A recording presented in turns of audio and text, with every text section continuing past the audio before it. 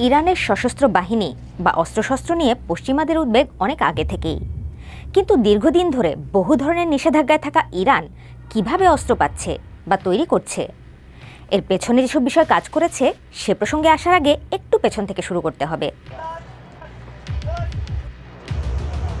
1979 সালে ইসলামিক বিপ্লবের সময় ইরানের বাহিনী ছিল সে অঞ্চলের সবচেয়ে শক্তিশালী সামরিক বাহিনীর একটি।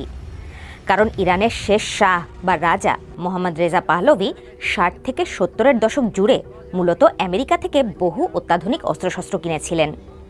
তিনি পশ্চিমাপন্থী হিসেবেই পরিচিত ছিলেন। অবশ্য আধুনিকায়নের সাথে জনবিচ্ছিন্নতা, একনায়ক সাম্রাজ্য এমন নানা প্রেক্ষাপটে প্রতিবাদ ও বিপ্লবের সূচনা হয়। আয়াতোল্লাহ রুহুল্লাহ খোমেনির প্রত্যাবর্তন বা উত্থানেও সমস্যা ছিল না।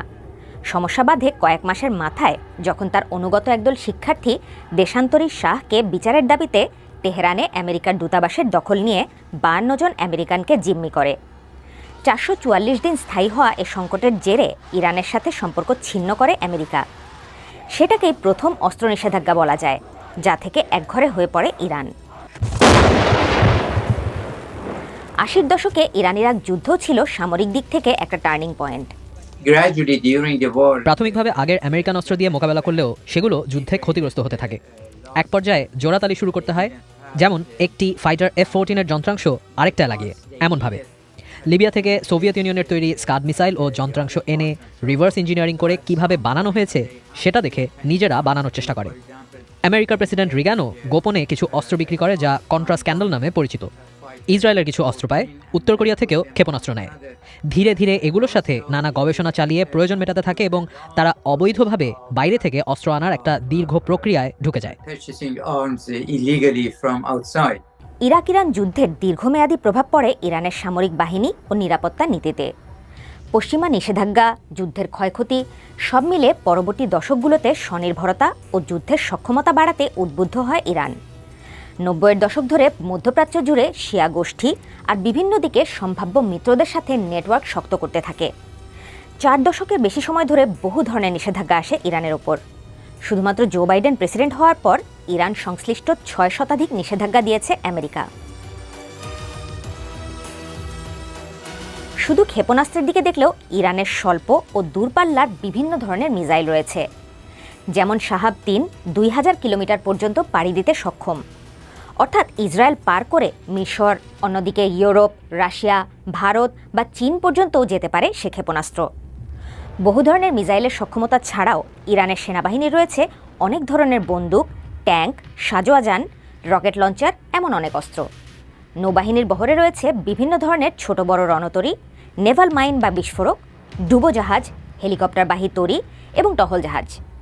হেলিকপ্টার বা যুদ্ধবিমান ছাড়াও আকাশ প্রতিরক্ষায় রয়েছে নানা ধরনের ড্রোন। সাইবার শক্তিও যথেষ্ট বাড়িয়েছে ইরান।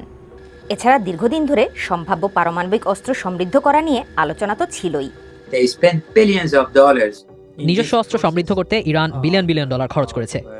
সবচেয়ে বেশি রাশিয়া, এরপর চীন ও উত্তর কোরিয়ার উপরেও কিছুটা নির্ভর করে তারা। এছাড়া পশ্চিমা দেশগুলো থেকে যন্ত্রাংশ চোরাচালান করে নিয়ে আসে, যেটা গুরুত্বপূর্ণ। এখনও যেহেতু পশ্চিমাদের তুলনায় তাদের অস্ত্র গুণমানে অতটা নিখুঁত না, তাই তারা সংখ্যায় বিভিন্ন ধরনের ক্ষেপণাস্ত্র বাড়িয়েছে।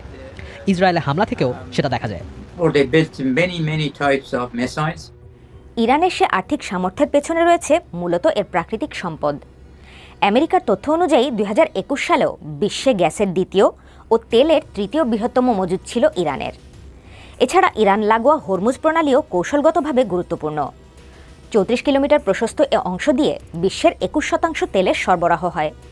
মজার বিষয় হলো, ইরানের জ্বালানি কেন্দ্র করে নানাবিধ নিষেধাজ্ঞা থাকলেও খোদ আমেরিকায় তাদের জ্বালানি কেনে।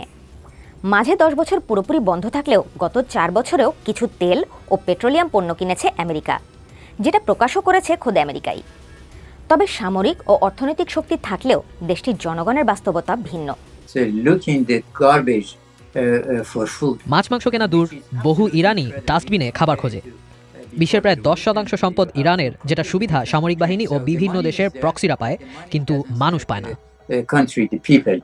ইরানের সরকারি হিসেবেই 2023 সালে মূল্যস্ফীতি ছিল 47.5%, এবং দারিদ্র্যসীমার নিচে বাস করে 60% জনগণ। অর্থাৎ নিষেধাজ্ঞার প্রভাবটা জনগণের ওপরই বেশি। বর্তমানে ইরানের শক্তিমত্তা প্রদর্শনের প্রেক্ষাপটে সহসাই যে নিষেধাজ্ঞা থেকে বের হয়ে